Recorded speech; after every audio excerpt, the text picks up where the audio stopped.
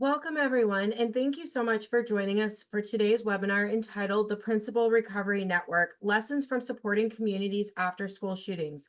This is co-hosted by the Regional Gun Violence Research Consortium at the Rockefeller Institute of Government and the National Association of Secondary School Principals. Today's topic, although difficult, is an important one. In 2019, firearms surpassed motor vehicle accidents to become the leading cause of death among children and adolescents in the United States. And more recently, the U.S. Surgeon General declared gun violence as a public health crisis. Not all places experience gun violence at proportionate rates, and although schools are one of the safest places when discussing this epidemic, they are not immune from it. While we often focus on how to prevent and respond to school shootings, one area that receives less attention is how to recover from one of these tragedies. Today's panelists, all of whom are part of the Principal Recovery Network, which we'll learn more about as part of this webinar, will help us to understand how school leaders and other members of school communities can navigate through tragedy and support recovery for all impacted. Please join me in welcoming today's panelists. First, our co-host, Greg Waples, the Senior Manager of State Engagement and Outreach for the National Association of Secondary School Principals. Mike Bennett, who is currently serving as the Superintendent of Greenville Central School District in Greenville, New York. Michelle Kefford, who is currently serving as the principal of Marjory Stoneman Douglas High School in Parkland, Florida. And Michael Sedlak, who is currently serving as the Director of Human Resources for Twinsburg City School District in Twinsburg, Ohio. Thank you each for joining us today. I want to invite our panelists to share a little bit about their background and experiences to really set the stage for this conversation. Mike, let's begin with you. Could you tell us a little bit about your experience with this issue? Yes, thank you, Jackie. And thanks for having us as part of this panel today. Yes, I was involved in a school shooting in upstate New York at Columbia High School, which is right outside the capital of Albany. At the time, I was a special education teacher. We had a student come to our building and looking to do harm. And in the process of his entry into the building and his movement around our school, he was fired off a few shots. As myself and an assistant principal went looking to see what was going on, we encountered the young man. And as he was about to be engaged with the assistant principal, he turned and unfortunately was able to get a shot off and shot me. So this was 2004, going on 20, just had our 20-year mark. And throughout the course of this webinar today, I hope you get to learn a little bit more about our experiences and some of what goes into recovery after going through something like that. Thank you for sharing that with us, Mike. Michael, I'd like to ask you to provide a little background about you. Sure. And again, thank you for having us today. So in February 27, 2012, I was the assistant principal at Chardon High School in Chardon, Ohio, a small community in Northeast Ohio. Like a lot of these stories the day started like a normal, regular, snowy, wintry morning. And a student who was one of our students, but was being transferred to a alternative school for the day. He opened fired, excuse me, and murdered 3 of his classmates, shooting 3 others, one who is paralyzed for life now. So again, just hoping, goal today and the goal anytime any one of us, talk to people is to prevent it from happening again to another school or community, or to, help you and your community through it, just from things we've learned along the way. So thank you. Thank you. And last but certainly not least, Michelle. Hi, thank you again, Jackie, for having us this afternoon. My name is Michelle Kefford. I am the principal at Marjory Stoneman Douglas High School and have served in that capacity for the past 5 years, starting my 6th year now. I was asked to assume leadership at the school after the tragic shooting in 2018. was actually February 14th, 2018, where 17 innocent lives were lost and 17 others injured. So for the past little over 5 years, I have been leading the recovery efforts at Stoneman Douglas, helping the school heal, the community heal, and all of the staff heal, and move forward from the most horrific day in any of our lives. So this issue of gun violence is near and dear to my heart. I live through the aftermath of it each and every day, and see how it impacts people who are both physically injured as well as the thousands of others who were emotionally and mentally injured. Thank you for sharing that. And I do just want to include for our guests who are joining us for this conversation today, in our audience, you will see at the bottom of your screen that there is a Q&A option. If you have any questions for our panelists as this conversation progresses, please feel free to drop those questions in there, and we will work them into the conversation. And also please keep an eye on the chat as our moderator or one of our team members will be dropping resources in there for you as well. Greg, I actually want to start with you and ask, you're with National Association of Secondary School Principals, and you guys have really been very effective in helping lead the charge to bring light to this issue of recovery. What was the impetus for creating the Principal Recovery Network? Why didn't the association see this as a need? Thank you so much, Jackie, and thank you to the Institute and my PRN colleagues that are joining me here today, and all of you watching this webinar on such an important topic. So the Principal Recovery Network was founded in April of 2019, and it basically came out of after the tragedy at Marjory Stoneman Douglas. NASSP just felt a need to convene school leaders who had endured a school shooting to see what they needed for recovery personally, and also what their schools needed, and how we at NASSP could support these communities who so desperately needed it. So after an initial meeting of 21 school leaders, the national network was founded. The Principal Recovery Network includes the current and former principals of Stoneman Douglas, Columbine, and Sandy Hook, as well as many other school leaders whose tragedies did not receive that same level of national media attention. Their primary goal is to assist principals in the immediate aftermath of a crisis and well beyond. PRN members reach out directly to every single school that experiences a shooting to provide much needed support, to share the combined wisdom of their experience with the larger principal community across the country, and to directly assist those schools that are going through recovery. In 2022, the PRN also published their Guide to Recovery resource, which is a short collection of best practices and lived experiences from PRN members meant to assist other leaders in the aftermath of tragedy. The guide is an important resource for not only schools that have suffered a shooting, but also schools that have endured any type of tragic event. The experience it contains can help any leader who's faced with the unthinkable. And in addition to their primary mission of directly supporting schools, the PRN also advocates for national and state school safety enhancements, violence prevention programs, and additional recovery assistance for schools. So over the past 5 years, they have repeatedly met with their members of Congress in Washington, D.C. and back in their states to advocate for policy that would accomplish those goals. They advocated for the Bipartisan Safer Communities Act that was passed into law, and a number of other policies as well. One program in particular that has been top of mind for the PRN are federal Project SERVE, or School Emergency Response to Violence grants that are administered by the Department of Education. So Project SERVE grants provide immediate assistance to many schools that suffer school shooting tragedies, and they can be used for a wide range of needs, including additional mental health support, infrastructure improvements, and trauma-informed training and services for staff. While some schools that suffer shootings receive a Project SERVE award, the need is unfortunately much greater than the program allows. It received just $5 million in funding from Congress last year, which doesn't come close to covering all the schools that unfortunately experience a shooting tragedy every single year.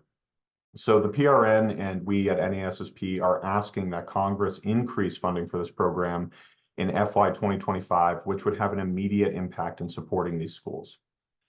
The PRN has also played a leading role in advising the administration on school safety and recovery policy. They regularly meet with the Department of Education, the Department of Homeland Security, and the White House Office of Gun Violence Prevention to advise as well as advocate. Thank you so much. It sounds like you guys have a busy agenda on your hands, and we'll actually be talking about some of those resources that you mentioned today. I want to ask Michael and Michelle, what was the impetus for you guys joining PRN? What did you hope to accomplish? What were your missions and goals? And what did you hope to learn from others in the group? Mike, I'll start with you. Yeah, it was, I wasn't sure what I was getting into when I got an email and then a phone call from Greg to ask about my interest in being part of this group. I think at that point it was still, even though at that point it was 15 years since our shooting, I wasn't quite sure what I could add or what I could contribute.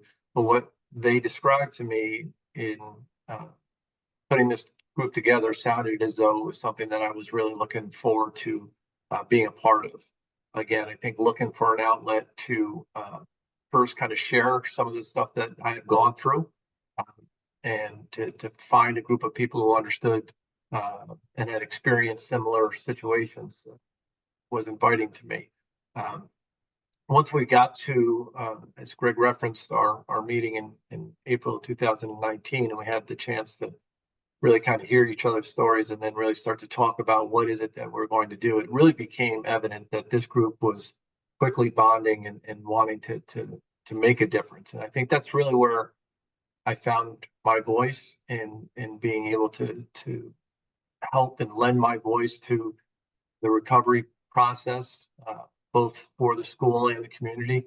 So for me, that was a big piece of wanting to get involved. As Greg mentioned, the work that was done in the Guide to Recovery really started from notes at that meeting, and then the advocacy piece kind of grew out of that. And I think we are all humbled by this experience and our ability to begin to make change and to have our voices heard has been validating in a lot of ways. So again, why I got into this is really far outweighed what I actually thought was going to happen. So this has been an amazing experience for me. Thank you for sharing that. Michelle? Unmute myself. This group is absolutely incredible. It's really become a family. There is no one who can fully understand the magnitude of the recovery process and how deep rooted and really long lasting the impacts of something as tragic as what we've experienced are. So having people who have experienced the same thing firsthand, who really understand the emotions behind it, everything that goes along with it, it has just been invaluable, I know, to all of us. So we often talk about recovery. We were all school leaders. I'm still a school leader. And we are responsible for guiding others through the most horrific day in their past. But we need support too. So we've really found that in each other, in the ability to come together, to share stories, to provide support. I know that the members of this PRN family are always reaching out to me. I know I reach out to many of them through, triumphs and tribulations. And Greg mentioned some of the things we've been able to do, but we've really been able to make an impact, because hearing true stories from people who have experienced them firsthand, it's so powerful in getting people to understand that we need to do things differently, getting people to understand we need to make a difference. And we definitely have a very powerful team who is committed to making a difference and making things better and guiding and supporting those who come after us. So that work is invaluable. It's been so rewarding for all of us on, I think, a level none of us could have imagined prior to joining the PRN. So we still have some work to do. You know, our goal is to not have to be here anymore. Our goal is that this never happens again, and nobody needs us and needs our support or our expertise. But unfortunately, we're not there yet. So we'll keep fighting and keep working. And, you know, I'm grateful to be a part of the group, grateful also to Greg for all the support he's provided. And obviously to my brothers here on the call, but you have the 3 M's. And just grateful for everything that has been provided through this opportunity. Thank you, Michael. Yeah, so, you know, kind of like Mike and Michelle, I don't think we got into it to get into it.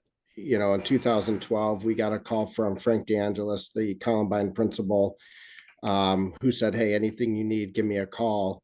And we did. And it was reassuring. It was, hey, it was someone that knew what we were going through. You know, we're going to funerals, we're going to memorials, we're, you know, kids are crying, teachers are, you know, all the things that go along with the loss of a student.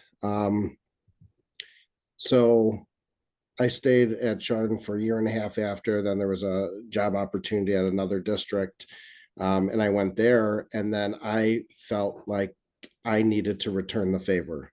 So as I was, you know, seeing other school shootings happening, I was reaching out, you know, which is hard to do because, you know, calls are now being screened, you know, the admin's getting hundreds of emails at a time. And one of those schools was West Liberty Salem in Ohio, who I know they're watching because I've gotten text messages since we started. So, but, you know, reaching out to them saying, hey, I'm here as a resource. Let me know. I'm a couple hours away, you know, whatever you need, you know, and always a phone call away. So then fast forward and, you know, Greg calls one day or, you know, and says, hey, we're bringing this group together. Would you talk with us? And it was sure. It was absolutely, you know, the way I look at it, you know, I did a training, you know, I was part of our Alice training for our new hires last week in my current district. And I tell them about what happened. And, you know, none of us are here for the puppy dog eyes and the, you know, the sympathy. Like it happened. It already happened. We can't change that. What can we change? Well, if I can help another school recover, great. Again, I don't think any of us saw the advocacy piece. You know, that never crossed my mind. But then, you know, sitting with these, you know, our elected officials and leaders and, you know, having these conversations about the importance of mental health and, you know, our teacher pipelines drying up, like all these different things that go into the safety and security of our students. I guess now that's why we went into it. You know, we wanted to make a difference with our unfortunate experience. You know, I sent my daughters to school today. Well, I didn't, I was already here, but, you know, I have a freshman in high school and an 8th grader, and then my son's in 5th grade, and they went to school. I have to trust that what's going on in their district is keeping them safe and healthy, and that they come home as ornery as they left this morning. So, and then again, the friendships and bonds we've created is, I don't think anything we saw coming. So it's been quite amazing. And again, for all of you out there, we hope you're never in our group, but know that if you need us, we are here. Thank you for sharing that. I actually want to bring in an audience question real quick, and I'm going to pitch this to Greg because, you know, and this is a fair question. how are we defining school shootings, right? Because we often hear about the Parklands and the Uvaldes and the Sandy Hooks, but what our audience is asking is, do you guys include schools or reach out to schools where only one person was shot at a time, or where shootings take place at or near the school, as often happens in neighborhoods with high rates of community gun violence? Greg, what are your thoughts on that? The answer is yes, absolutely. In fact, many of the Principal Recovery Network members, as I mentioned, they're not from those schools that received that nonstop national media attention after a tragedy. Mike referenced West Liberty Salem in Ohio. So both the principal, Greg Johnson, and the former assistant principal, now the principal at the middle school, Andy McGill, are members of the Principal Recovery Network. And that was just one student was injured severely in that shooting, but no fatalities. But the trauma is the same, whether a school has experienced gun violence that only resulted in an injury or multiple fatalities, and they still need that support. And unfortunately, many of those schools that aren't as well publicized don't receive the same level of attention and support as some of the larger incidents, but they need a great deal of help as well to help their students and the teachers and the other staff in the building recover. So yes, the PRN includes those folks as well. The PRN reaches out to support any school that needs it. So, we're constantly scanning at NASSP for incidents of school violence and school shootings. And, we'll see those through our news services and news clips and alert the Principal Recovery Network when there has been a shooting incident so they can reach out and support.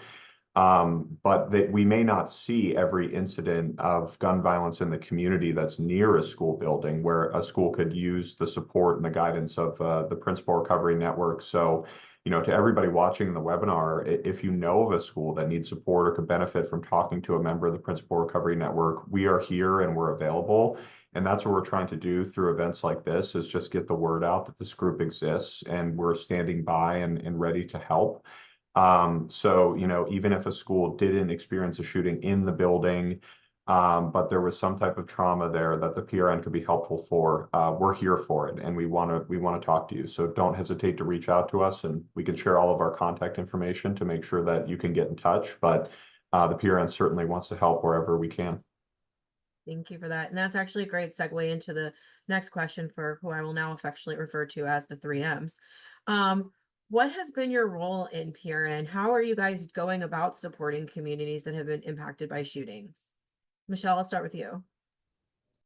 So we actually come together quite frequently as a group. And like Greg mentioned, if there is a tragedy, that immediately will result in a communication to the group, asking someone to reach out. And every time, not often, every time somebody steps up and says, I will be the one to reach out, whether it's a situation where it's close proximity, in the same state, in the same area, something similar for me, being a high school principal, if there's something that occurs at a high school, I would be the one to step up. So everybody is so eager to help. We really embrace those opportunities because it allows us to give back. And like Michael said, to utilize the horror that we have faced and dealt with to provide help and support to others. So it really kind of depends on the situation.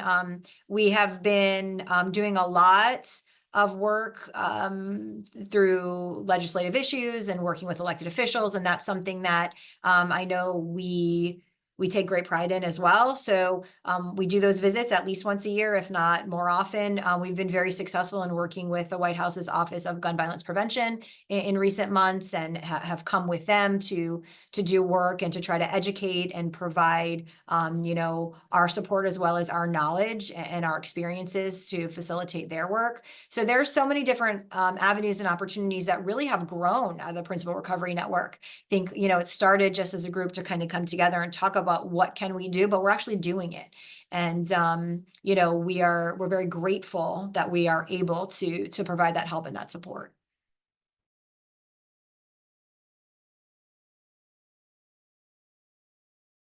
Mike, I think you wanted to add to that. Yeah, just the piece to the question that was put into the chat. As Greg mentioned, we don't always hear of shootings that are happening out in the community. But one or two examples that I can give you that I've been involved with was the Lewiston, Maine shooting, where it didn't happen on a campus. It unfortunately happened at a popular night spot where a lot of teens and kids went for bowling. And we, through the contacts at NASSP, understood that it had an impact in those schools. So I was able to reach out and help support those principals at the different schools that were up in that area to kind of lend our voice and to offer some support. 4th of July shooting out in Michigan at a parade, same type of thing. It was a student band that was performing during that parade and dealing with some things after that. So having to reach out and make that contact. So again, I think it's much more than just what makes the big news in a school. It is, as Greg mentioned, some of the shootings are at Columbia. We had no one was killed. I was the only one who was injured. So we are able to connect with a lot of different, once we know about them, a lot of different schools and understand. The advocating piece, I'll go back to what Michelle said, Michael, as well.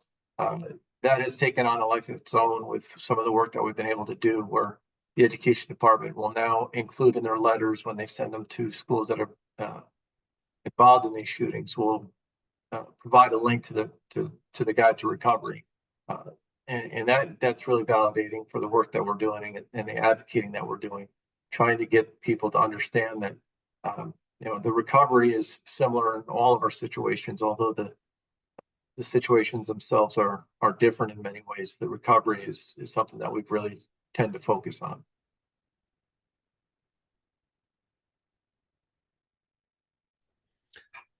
Yeah, I'll take it from here as well. I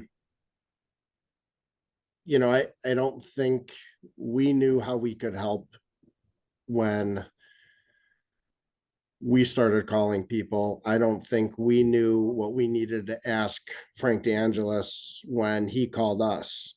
I remember very distinctly our counselors coming to me saying, hey, we're filling out these recommendation letters for, this was the following year, for school entrances and scholarships, things like that. What are we supposed to say? How are we supposed to, tell them, hey, there was a dip in their grades their junior year? And I said, that's a great question. Let me call Frank. So I called Frank. He hooked me up with his school counseling department. They said, hey, we sent something out like this. We modified it and almost had a cover letter with all of the things. Like, I didn't know February, March, April, the whole next year that we would need something like that until it came up. So I think, again, when we set out to do this, it's really just to be there to lend an ear. I have family, my parents and my in-laws were educators. My wife's a teacher, but it's still different. They weren't there. They didn't see and hear the things we've done. They don't, they didn't live that.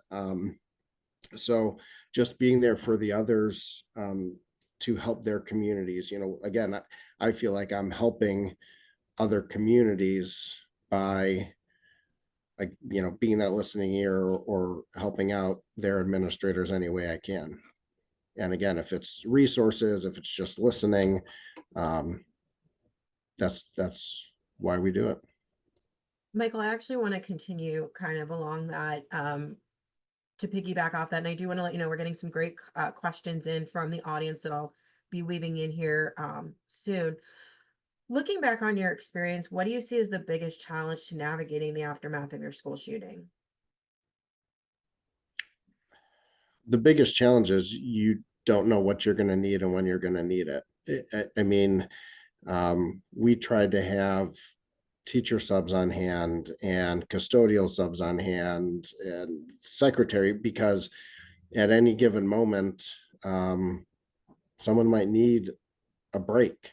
We pulled in clinical counselors and now we needed a space. You just don't know what you need. You don't know what your staff is going to need.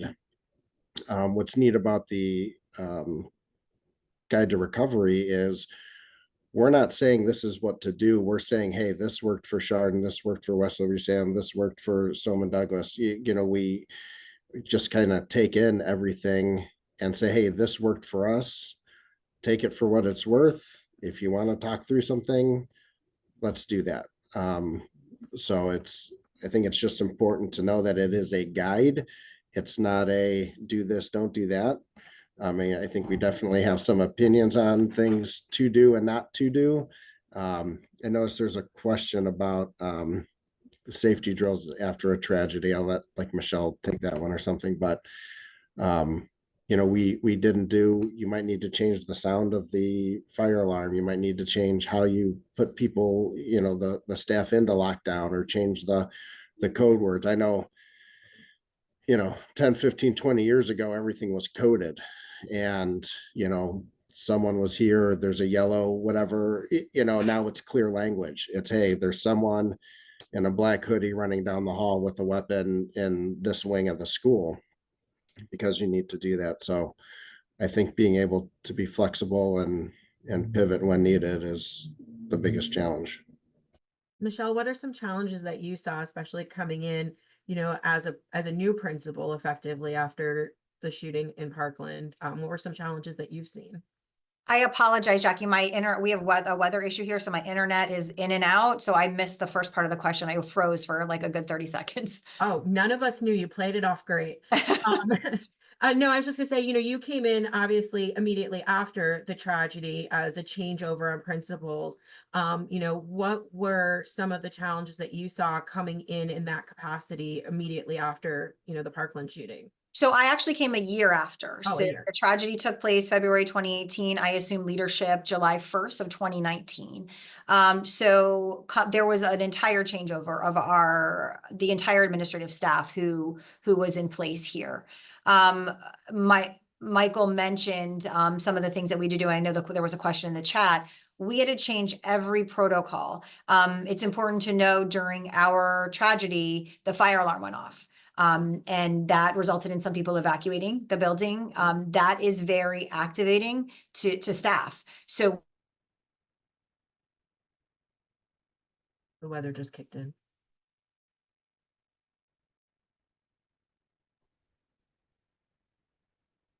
We're gonna roll with the weather technicalities. We'll just blame Florida and Mother Nature. While we're waiting for Michelle to unfreeze, what, you know, you obviously had a very different experience than everybody up here, being physically injured, you know, coming back in, you know, with that experience, you know, then coming in and as administrator, what are some of the challenges that you've experienced? Well, I think that the biggest challenge we face is understanding what trauma looks like for people. And we did a really great job with students and bringing in, using our own counselors, bringing in outside counselors, trying to leverage the amount of support that was being offered at the time for the district, became a bit of a challenge because a lot of people wanted to help. But what we failed to do, this is again 2004, I think we've come a long way, is we really didn't get a pulse of the faculty and staff. And we really, over the next couple of months, I had returned to work. I was getting questions about what went on.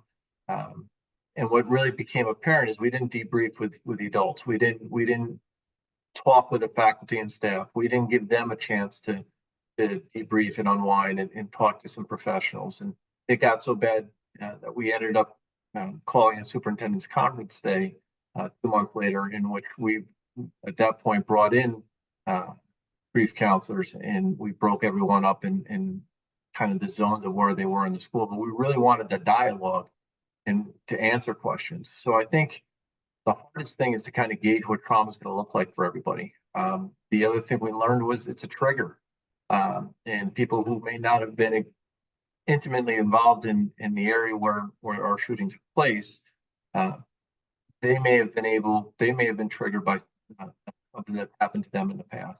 So again, I think that recovery piece, it's ongoing, it's long lasting, and I think that's the most difficult part coming out of, you know, an incident like this is, you know, what is that fine line between continuing support and not, you know, wallowing in what has happened and moving on. And that's delicate for people. And so I think for me and for our situation, that was one of the bigger things that we had as a takeaway.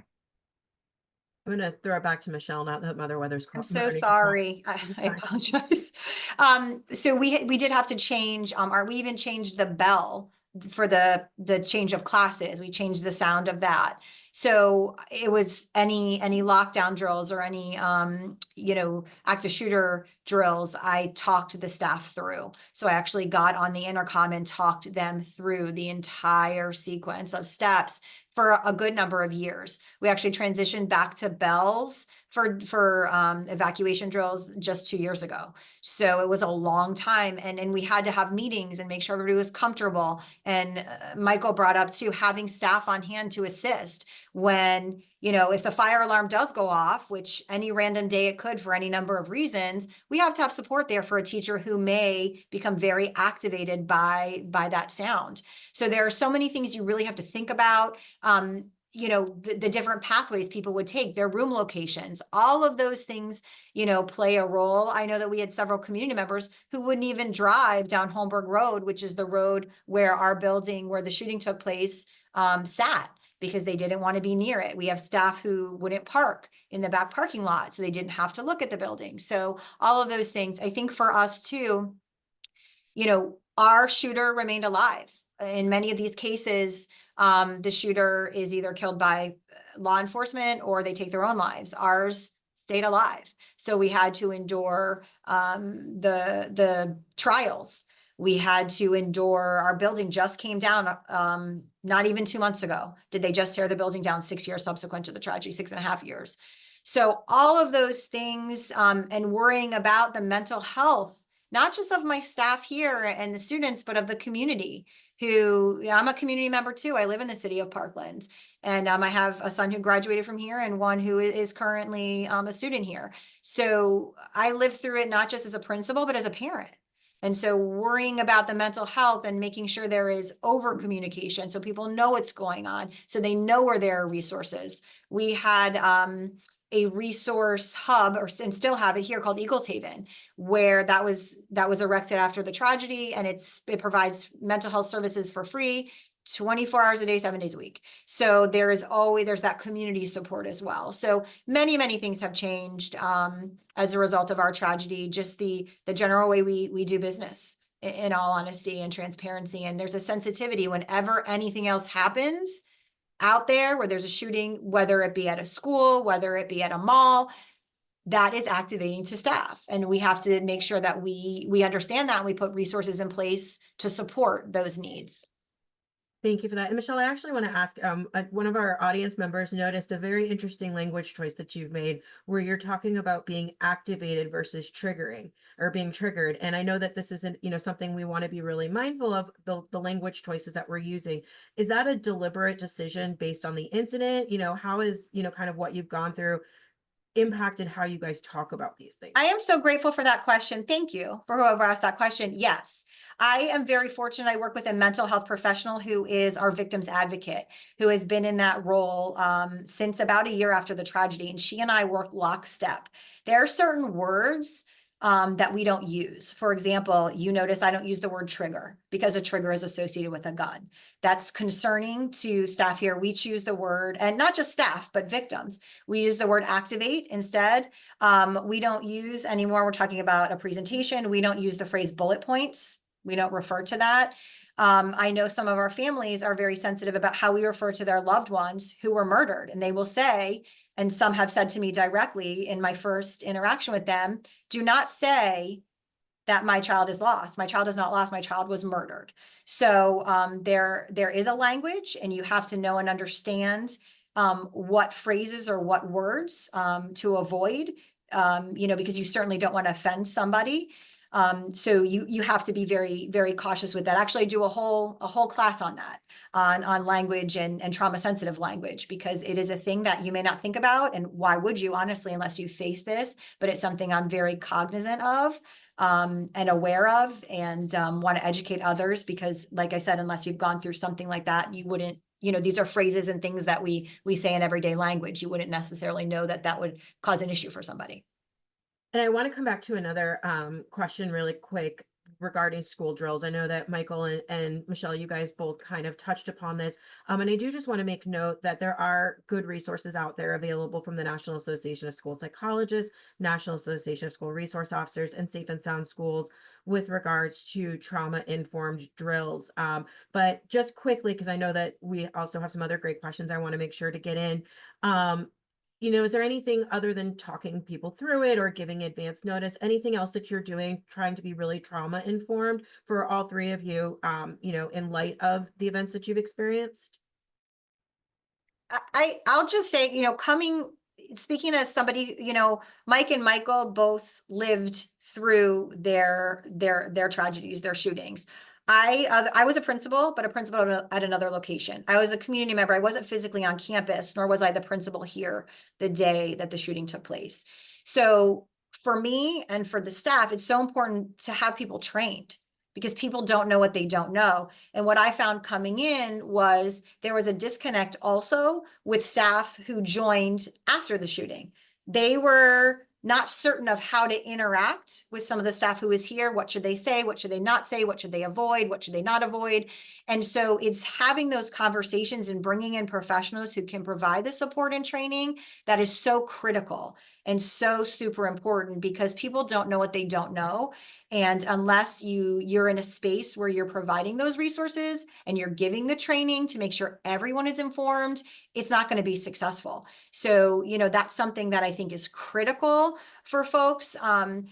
Even if your school or your, workplace has not experienced a tragedy, it's not a bad idea to do that psychological first aid. All of our teachers and staff are required to be trained in psychological first aid as a very fundamental, training tool. So having those things in place at the very fundamental level, I think is critical. Having the mental health resources available, really is necessary, especially if if you find yourself in the situation that, we're in, that certainly we didn't want to be in, but here we are. So training is critical.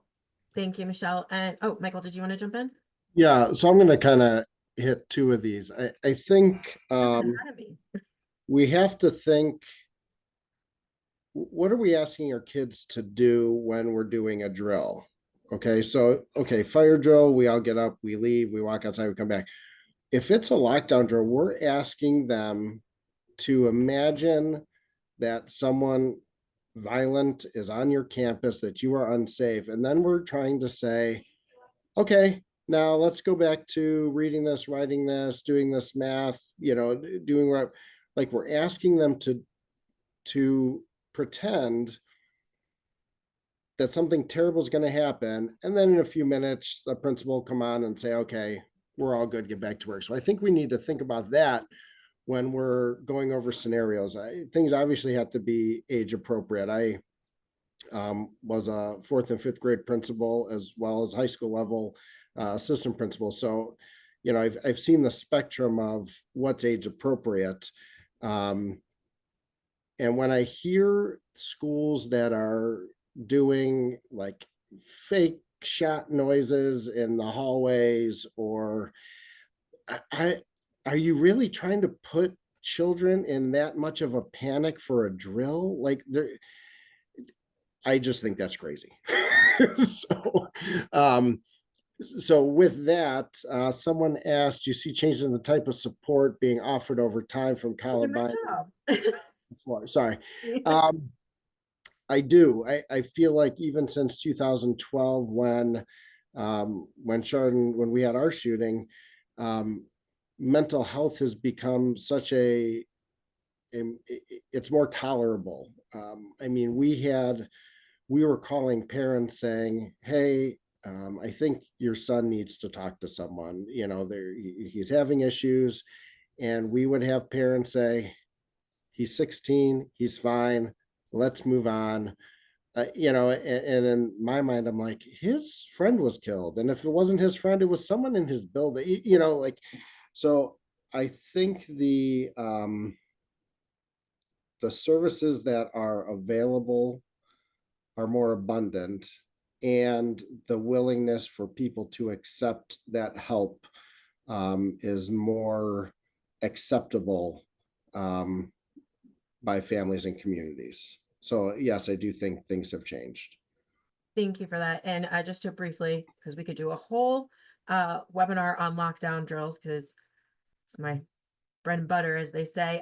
For those of you who are interested in resources available related to trauma-informed lockdown drills, Rachel will be putting my email address in the chat. Please feel free to reach out and I can get you any of those resources available. Mike, I had to remember who I was calling what. Obviously you mentioned your shooting occurred 20 years ago, and you were kind of coming on the heels of Columbine, 5 years out.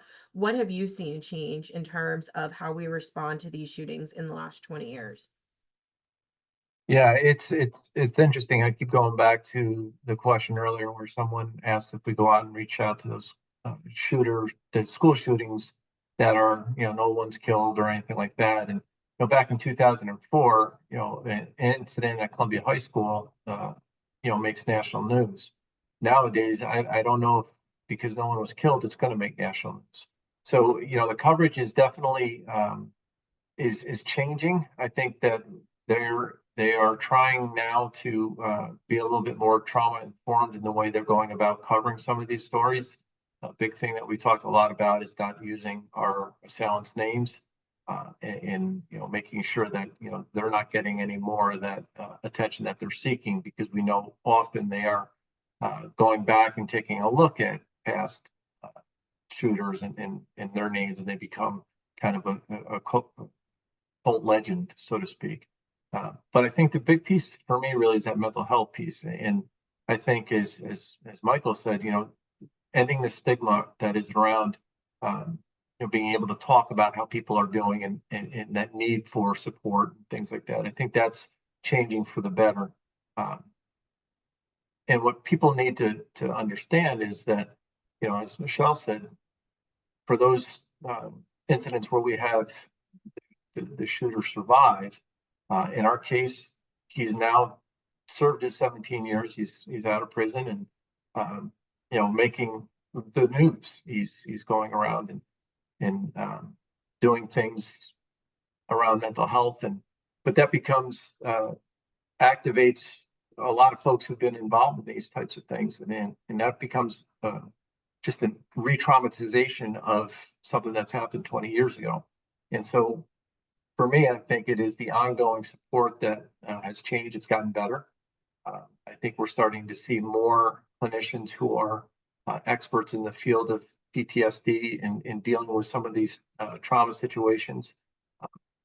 I've seen a handful of therapists, and it wasn't until I got to an expert that really understood PTSD and how to treat it that it really made a significant difference in the way I handled my own recovery. So I think that it's getting out there more, and I think that part of what our group is trying to do is to help to end that stigma and providing some supports around mental health. As leaders, we all know, we are supposed to be taking over. We have to be the ones in charge, and we have to be okay. And we got to be that strength. But at the end of the day, we have to go back to what we are feeling, what we're dealing with on our own.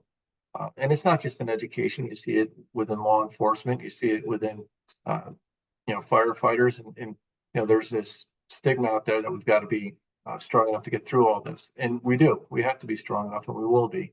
But sometimes we need some help in doing that. Thank you for that.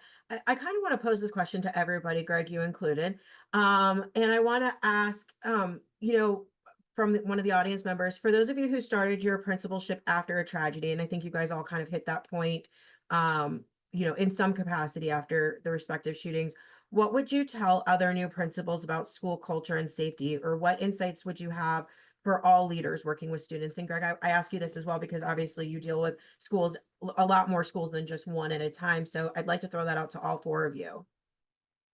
Yeah, and I can start with the student voice aspect of that. That's so important. And I'm thinking specifically of one of our facilitators of the Principal Recovery Network, Elizabeth Brown, who was at Forest High School in Ocala, Florida, and she took over immediately after a shooting there, shortly after the Stoneman Douglas shooting. And she said, you know, it was so important to talk to the students immediately and convene them and have open and honest conversations about what they were going through and also what they wanted to see. What did they want recovery to look like at Forest and, you know, in their community, and actually incorporate their opinions and their wishes and their desires into the recovery building process. That is so critical. So important to do that with staff as well, because those school leaders who come in after an incident may face that criticism. You know, you weren't here when it happened. You don't know what we know. You didn't experience what we experienced. How can you lead us through recovery if you don't know that? So to build that trust, you have to take the time as a leader to convene those meetings of students, of the staff in the school, and make sure that you are actively listening and incorporating their feedback, and pulling all of that in. That's the best advice I could give from what I've heard from Elizabeth and other leaders who took over immediately after, is that you have to include those voices and make sure that they're part of the conversation. To piggyback off, we had another question, and I think it kind of ties in very well, which will keep this going, is how do you start talking with the school community about the shooting, or with, especially parents? How do you kind of navigate those conversations in the aftermath? I think we found the question to stump you guys. Well, I'll just take a little bit of that. I think, the communication with your community is so important. And again, I'll take it from where I'm at now as a superintendent of schools. I think building that relationship through communication, being upfront, honest, building those relationships matter. And after a school shooting, after you've been through, and it doesn't even need to be, and I know we talk a lot about school shootings and how statistically rare they are. This could be for anything. This could be for, suicide, tragic car accident, a death of a teacher, death of a student. These things happen in districts are more likely to happen in districts than what we've been through. So I think it's important that, you when you're communicating with facts, honesty, and coming from a place of humanity. I think that putting a human touch on, what's happened, and allowing people to understand where the school is coming from and what we're dealing with, and how we can help support each other. I think that really is the place where you begin those conversations, and you set up that timeline of communications, and you let them know that this is when you can expect to hear more about some of the things that we're doing, and that way it's giving communities some faith in the fact that this isn't just going to fall by the wayside. You're going to continue to think about that and engage your community in regards to what they need when healing and going through that recovery. But again, I think it's really important that you get yourself out in front of it, and that can be difficult. But I think it's an important part of helping to build that trust and putting that trust back into your school and your community. I think too, kind of when we're talking about any school that's experienced a tragedy, there is a different sense of concern, and understandably and rightfully so. So when there is a social media threat, when there is something that's going on in the community, or somebody's posted something online, you as a principal have to get in front of it, and you have to maintain constant communication with your community. There have been many instances wherein something happens in the community, it has nothing to do with the school, but there's an increased police presence. We have to go on, a code yellow or a code secure, where, the perimeter is shut down, but we're not in a lockdown. There has to be that extensive communication with families, because they're concerned and they're worried, and understandably so, because of what happened. So you have to make sure that you are quick with your communication, you are constant with your communication, and you understand the need for communication. And that's one thing, especially here, when anything happens, I have to ensure that there is that very, very active communication taking place, from my office to my families. And that's one thing I think people don't realize, if you go through something like this, you know, the people automatically, their minds jump to the worst if they hear something. So you've got to make sure that you are there. Even with our drills, or if something happens, we have an app here that we use, and it's just for staff. And it's so that I can communicate with them through a drill or through a real situation. So they don't feel like they're sitting in their classroom and they're not hearing anything. They don't know what's going on. So even if it's, hey, the police are still investigating, they're getting information, everything is fine, at least they are reassured to know they have some link to me or to my administration and know, you know, what's going on. I want to ask our final audience. I'm sorry, Mike, go ahead. That's right. I can make this quick. I think with social media and phones and everything, word's out there. So when something's happening in your building, it's out there. I mean, again, ours was 12 years ago. Parents knew what was going on. Parents knew where they were, and we're getting that message out. I think it's important for schools.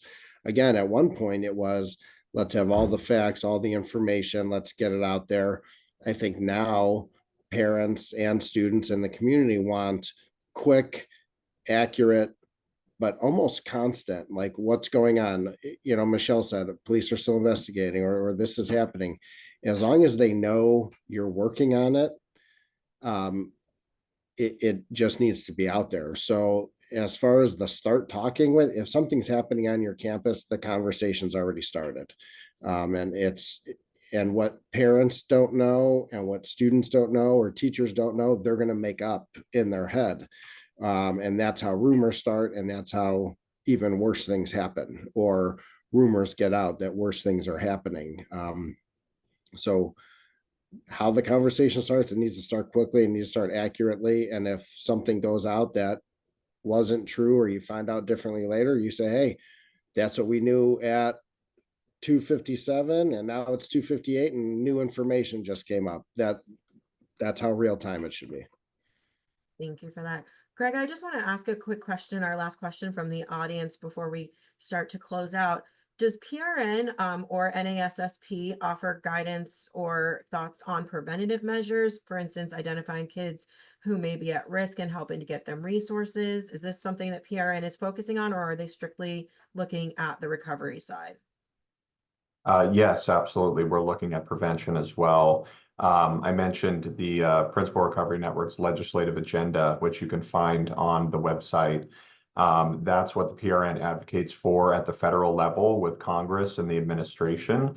So you'll see a lot in there that's related to prevention, and more funding and resources for mental health professionals in school is a big part of that, because they are so integral to getting students the assistance they need so these things never happen in the first place, and also identifying threats. You know, and that training requires funding as well to make sure that teachers know how to identify the signs of when a student is in crisis and get them to a mental health professional to get the help that they need.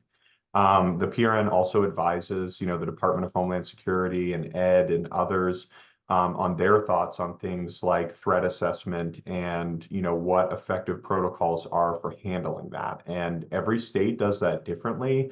Some states like Colorado have like an excellent statewide system of see something, say something, and a reporting mechanism.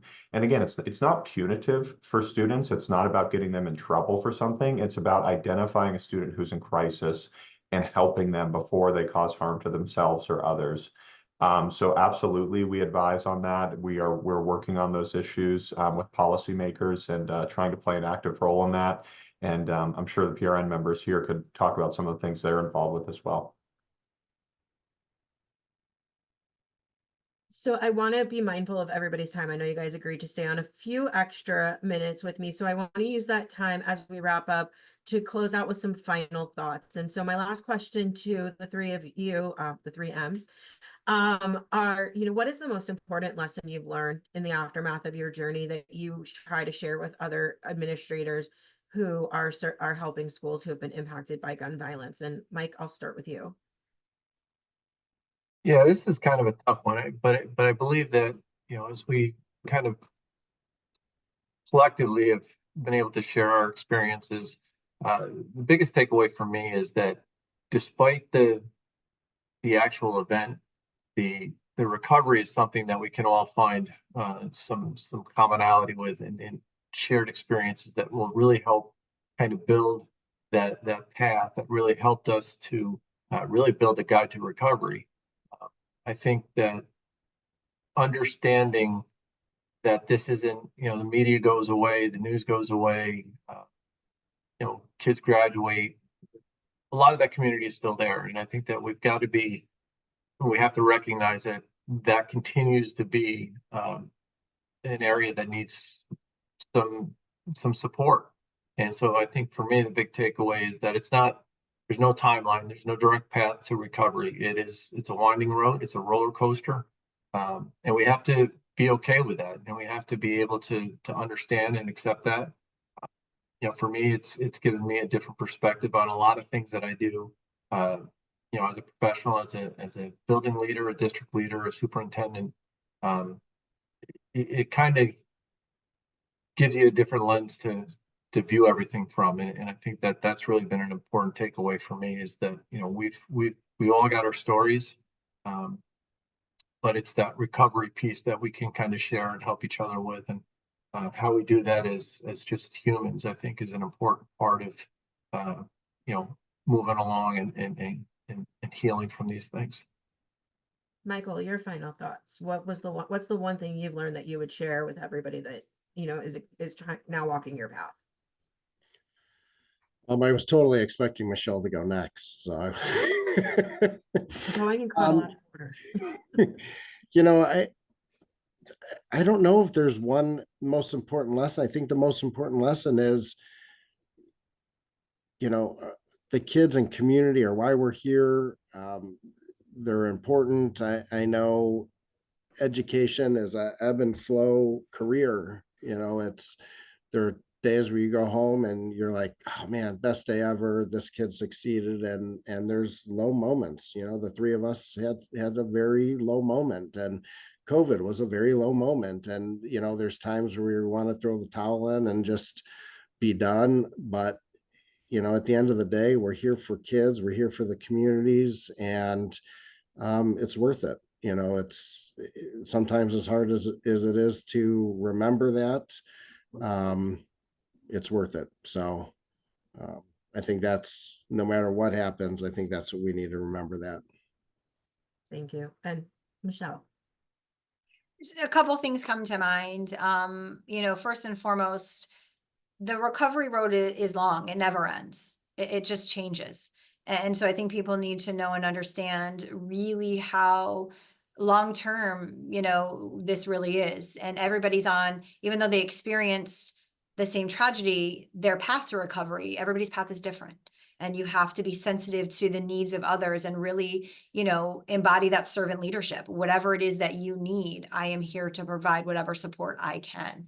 I think also being proactive is so critical. There are so many things that, that we do now, not just at this school, but as a district, that we didn't do before. And so I really encourage districts, schools, to have those conversations with districts or schools who are maybe a little ahead of the game. I know we had a conversation in our group amongst some of my colleagues in different states, the threat assessment protocols and procedures, how different it is, and how really comprehensive our system is here.